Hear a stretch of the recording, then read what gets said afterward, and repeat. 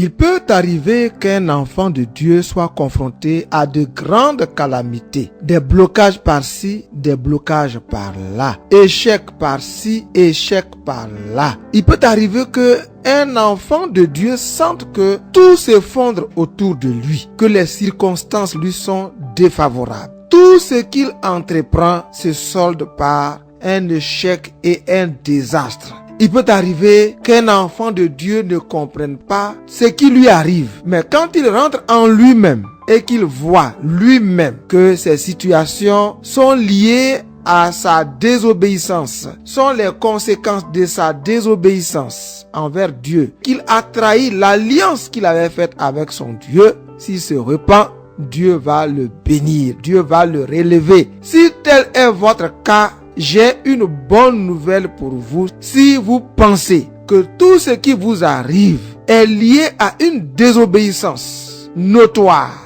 une infidélité envers Dieu, une trahison de l'alliance que vous avez conclue avec votre Dieu, si vous êtes conscient en vous-même que ce n'est pas quelqu'un qui vous accuse, mais que votre conscience vous montre que ce qui vous arrive est dû au fait que Dieu n'est pas content de vous parce que vous n'avez pas marché selon l'alliance que vous avez conclue, laissez-moi vous dire que Dieu châtie celui qu'il aime et que si vous vous repentez, Dieu va vous relever, Dieu va vous bénir. Pour bien comprendre, suivons avec la sœur Dion Olga la lecture du passage de Joël chapitre 2, verset 20 et suivant. Joël 2 à partir du verset 20.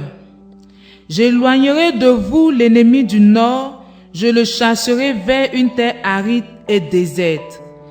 Son avant-garde dans la mer orientale, son arrière-garde dans la mer occidentale, et son infection se répandra.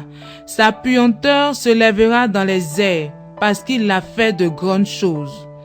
Terre, ne crains pas, sois dans l'allégresse et réjouis-toi, car l'Éternel fait de grandes choses.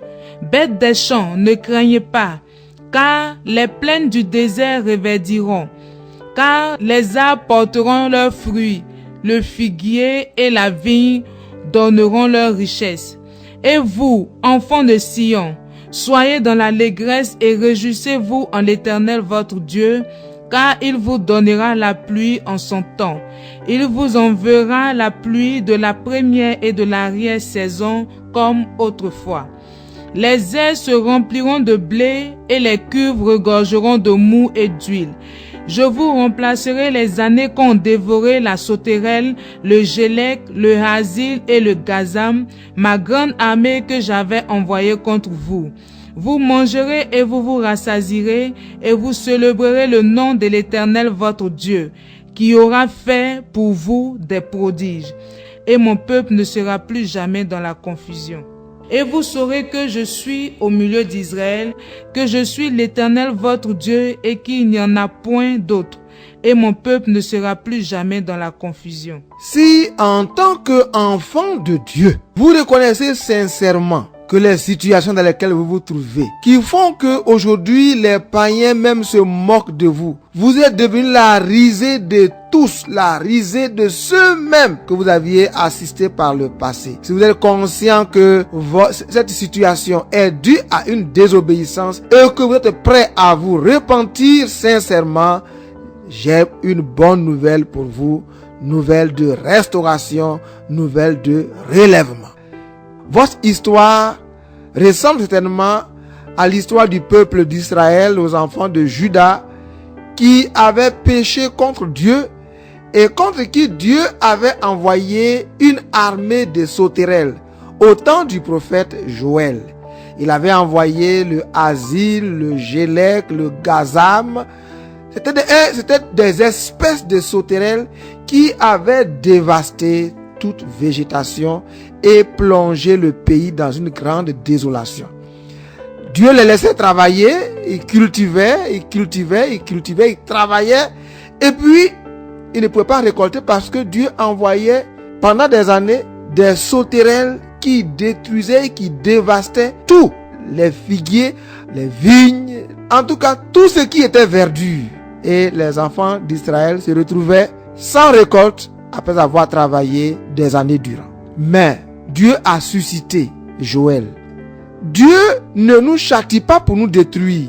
Dieu nous châtie pour que notre cœur revienne à lui.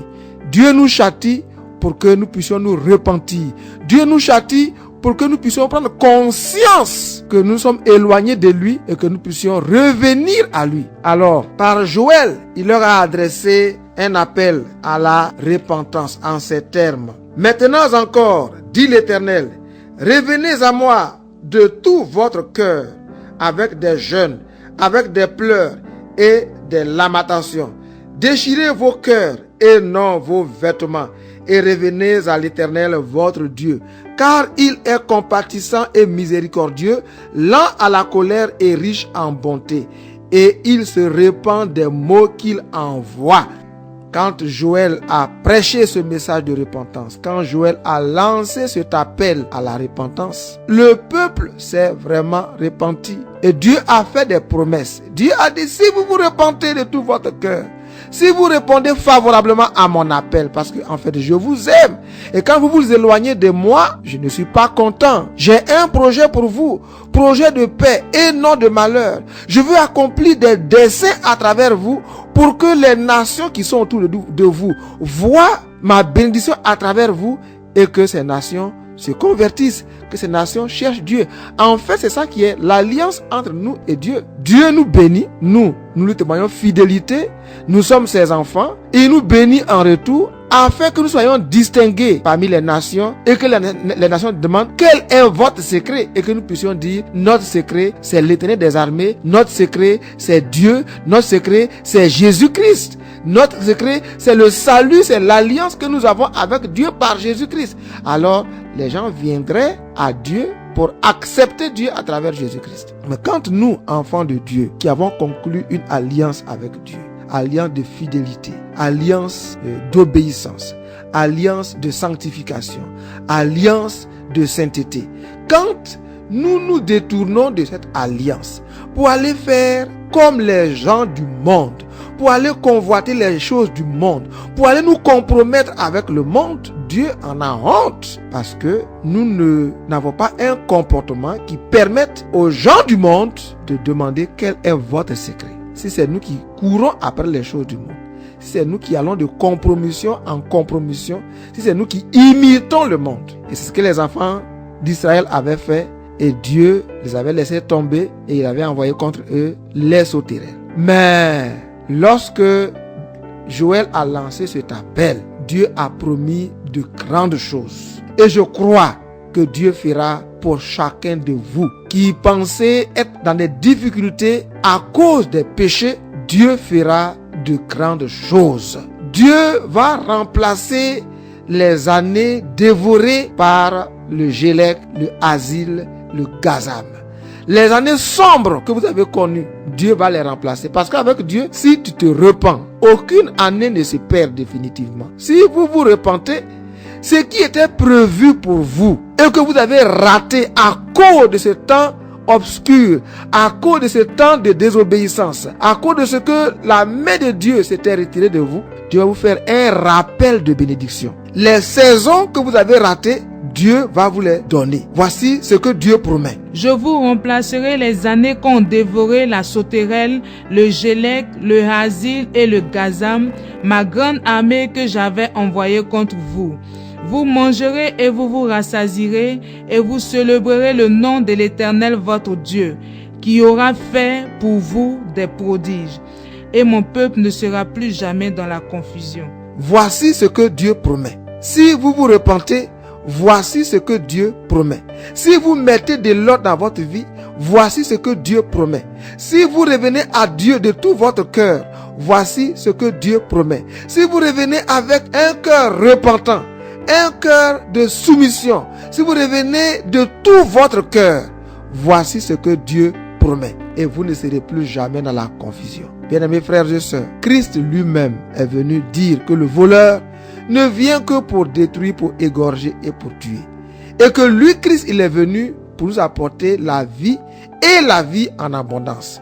Et que comme un berger, il nous attire à lui pour nous conduire dans les pâturages, pour nous restaurer, pour nous accorder la paix. C'est pourquoi si vous aviez rompu votre alliance. Revenez de tout votre cœur à Dieu par Jésus-Christ, dont il est dit que si nous avons péché, nous avons auprès du Père un avocat, Jésus-Christ. Jésus-Christ plaidera pour vous. Il est constamment à la droite de Dieu en train d'intercéder pour vous.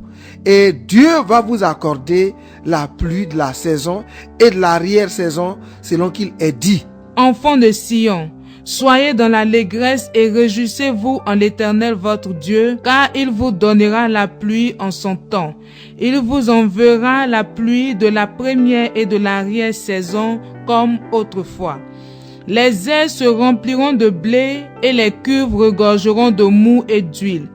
Telles sont les promesses de restauration, les promesses de relèvement, les promesses de guérison de Dieu pour tous ceux qui acceptent de revenir à lui par le chemin de la repentance. Bien-aimés frères et sœurs, c'est vrai, les temps ont été durs, on s'est moqué de vous, on vous a humilié, vous avez été stressé, angoissé, vous avez connu des temps de calamité, vous vous êtes senti seul à un moment donné, les dettes se sont accrues, les difficultés se sont accrues. Mais voici la promesse de Dieu. La clé de votre restauration est donc entre vos mains. C'est la repentance, le retour dans l'alliance, la réintégration dans l'alliance, le retour dans le plan de Dieu. Si vous pensez que les difficultés que vous avez connues jusque-là étaient dues à votre désobéissance, Dieu ne vous a pas rejeté pour toujours, au contraire. Comme il a envoyé Joël en son temps, il a aussi envoyé Jésus-Christ qui a pris sur lui tous nos péchés. Il est pour nous l'avocat qui va nous restaurer, l'avocat qui plaide devant le Père. Venons humblement vers le Seigneur avec un cœur repentant et nous ne serons plus dans l'opprobre. Que Dieu nous bénisse.